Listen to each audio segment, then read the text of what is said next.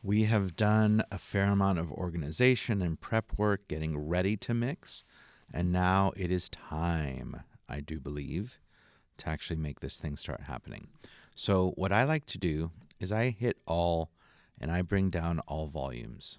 I turn that off. Notice that that did happen on my master fader. I'm just going to hit Option and click, get my master fader back, along with my aux that has nothing going to it yet, so it doesn't really matter. I have some things muted. I can unmute them. And I'm going to start building my mix, paying attention to the overall gain structure, meaning how does my master fader look? Probably going to aim for around -4, certainly not going into the red. I will continue to think about and make adjustments to panning. Generally speaking, what stays in the center? Kick, snare, the mono overhead, because that's kind of set up in the center of the two. The bass will stay in the center.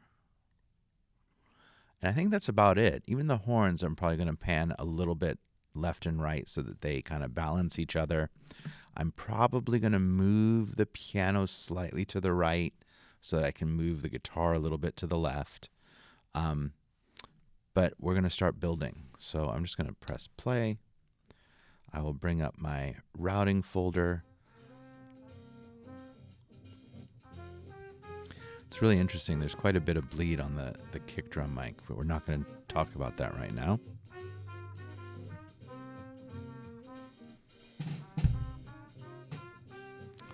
So someone mentioned in one of the recordings that they don't play kick drum a lot in jazz. And I think that that's not true, but in this take, certainly not very much.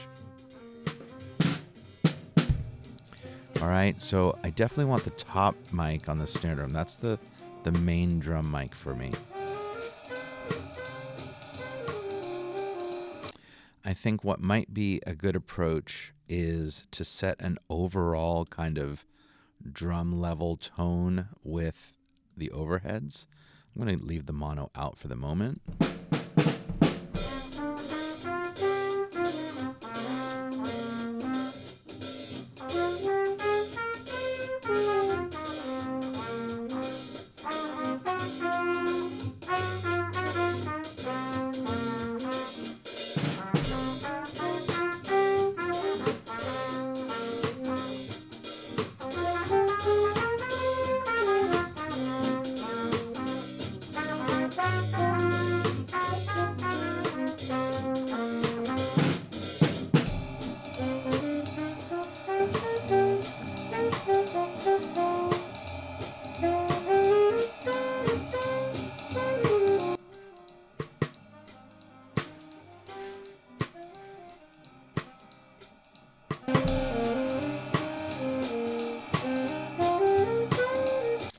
So I'm always kind of making adjustments, thinking through, looking for a place where the kick drum does play so I can see what the whole drum kit sounds like.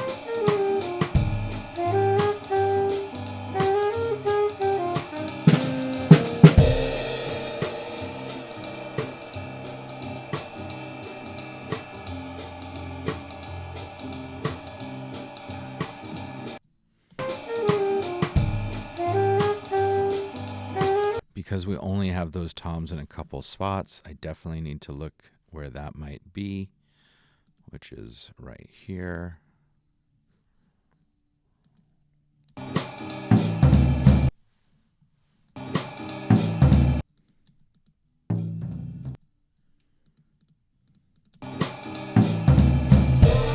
All right, bringing up the bass.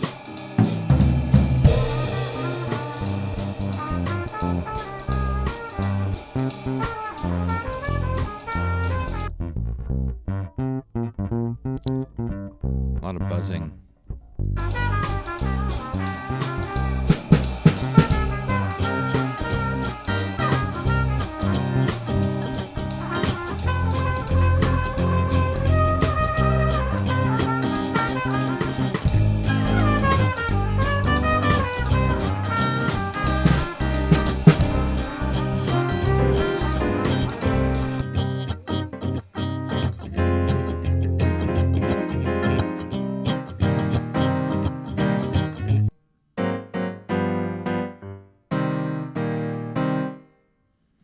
So notice that when you're panning a piano, you really lose a lot of the width, obviously.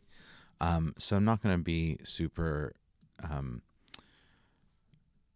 crazy about that.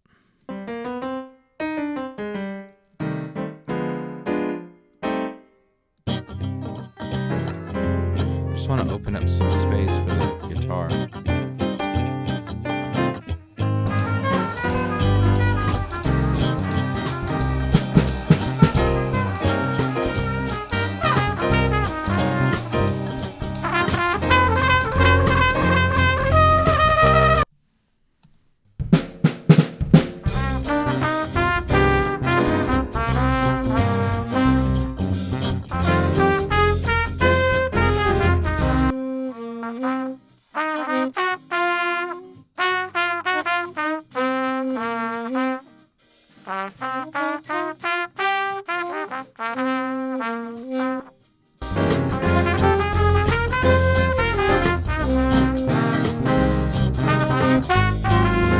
All right, so quickly, I'm kind of going through this.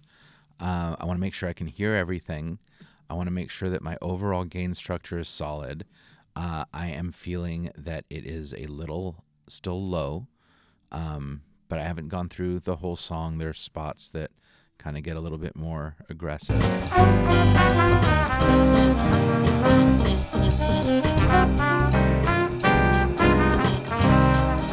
There's some spots our guys are kind of playing different parts or sitting out. That's one thing about recording that's different than performance. Performance, people notice issues, but once those issues happen, they're gone. They're memories. In recording, it's not like that. That's why we do different takes. That's why we overdub. Jazz is a bit of a challenge because it is about capturing the performance. But in any case, what else is there to consider? We'll see when we get there. So I'm just aiming to get this a bit louder. I think that I can do that by raising my drum, a little bit of everything.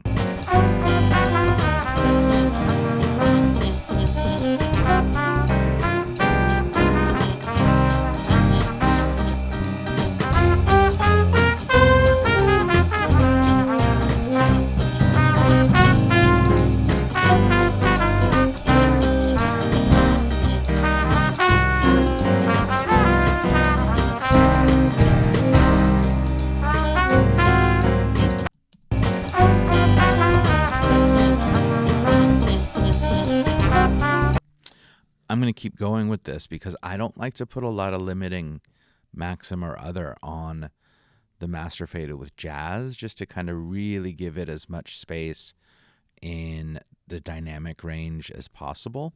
Now, it doesn't mean that we can't put a little bit, just we're not going to slam it. So we want to try and get as much as we can.